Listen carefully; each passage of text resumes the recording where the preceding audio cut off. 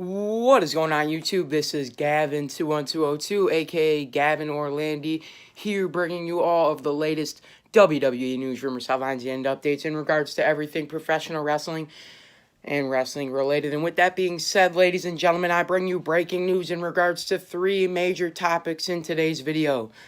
I know that you guys are going to be prepared. I know you guys are going to like this. So without any further ado, I'm going to stop running my mouth and I'm going to entertain you guys. Do what I do best. Give you guys a news video. So here we go.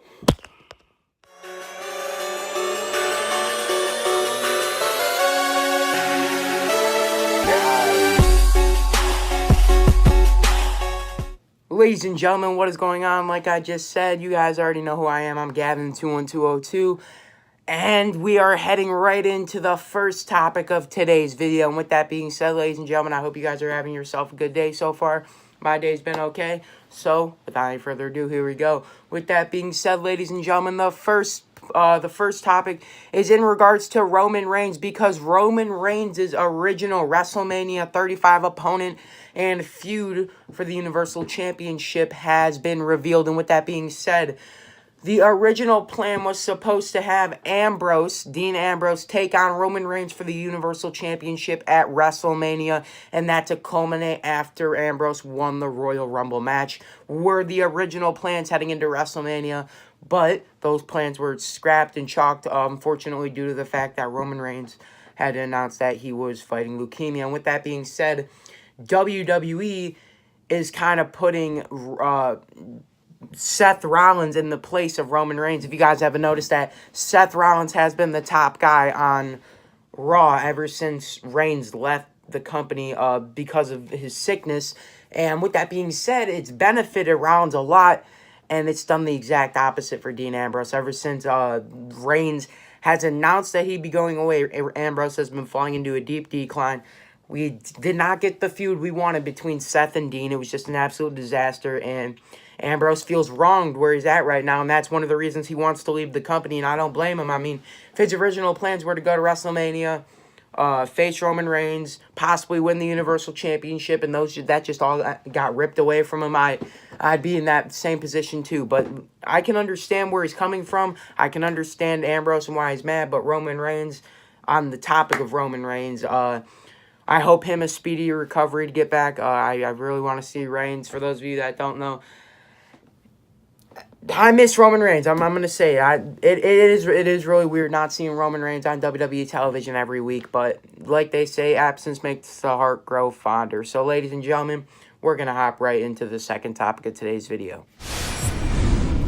The second topic, ladies and gentlemen, is a huge rumor in the wrestling world right now, which was reported yesterday. And with that being said, this is a topic that is to be taken with a grain of salt. You can check it out for further details in the link in the description below. But breaking news in regards to WWE, because they may have some backstage plans. They may have some epic plans for a feud between Becky Lynch and Stephanie McMahon. And with that being said, it seems as if the current rumor has it being said that SummerSlam would be the place that WWE would have Becky Lynch take on Stephanie McMahon. Whether there would be a title involved, that is not yet known. But according to the Wrestling Observer newsletter from Dave Meltzer, it is being said, and I quote, "It is most definitely not a done deal." So it is a very high possibility that it may not happen. Although it would be something cool. Remember the Brie Bella Stephanie McMahon feud? It wasn't a bad feud. It was entertaining. It was more etchier. It kind of got more into the TV 14 side of things for a part. It was interesting. And then all I can say, Stephanie McMahon, if she's going to come back, she comes back for a feud. It's a one-time thing. She comes back, like for Ronda Rousey, Brie Bella, and then she goes away, and then she'll come back in a couple years again and do another match again. But like I said, and like I always say, age is a factor in this company. Stephanie McMahon is in her 40s, I believe, and with that being said, that can take a toll on her. Stephanie McMahon is not in the ring always taking bumps like Triple H was, like Dolph Ziggler is, like John Cena was, or hell, like Seth Rollins, like Dean Ambrose, like Roman Reigns. She's not taking bumps like them. So It's going to take a toll on her body, but it is not a done deal, and it would be a really cool feud to see how WWE sets this all up heading in if they do go through and have Becky Lynch versus Stephanie. So if there's any more updates, if there's any more news in regards to that, I'll make sure to bring it to you here on this channel, as you guys know that I always do. But with that being said, we're going to head into the main event of today's video, so here we go.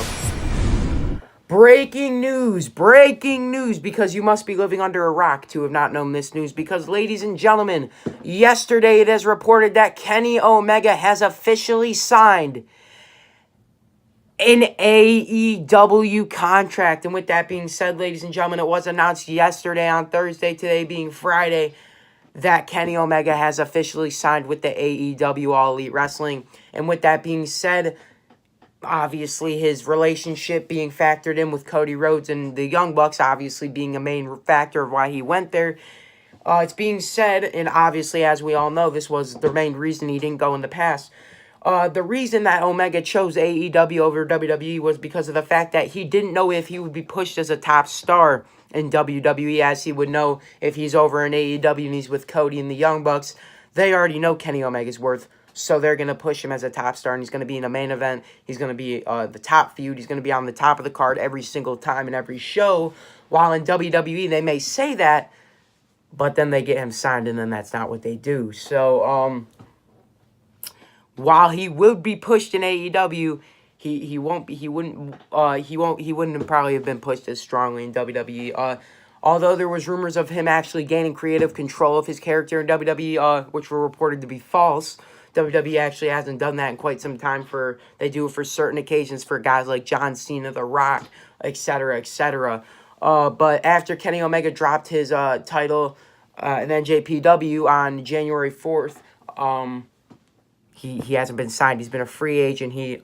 While going back to NJPW wasn't out of the question, Kenny Omega has obviously chosen AEW over NJPW and WWE, and I want you guys to tell me what you think about that, because I really want to know. What do you guys think? Do you think that Kenny Omega made the right decision? Would you have chose AEW, or would you have chose WWE? What would you have done if you were in Kenny Omega's shoes, ladies and gentlemen? So, Kenny Omega signed to AEW. If any more rumors and updates or anything in information in regards to his contract are brought to me, I will bring them to you exclusively on this channel, ladies and gentlemen. But you guys already know how this goes. In order for me to bring you all the latest WWE news, rumors, headlines, and updates, I'm going to need you guys to do me a couple things. That is, like this video, favorite this video, share this on every social media platform that is humanly possible, and do me one last thing, and definitely subscribe. Thanks, guys. I love you all. Gavin21202, out.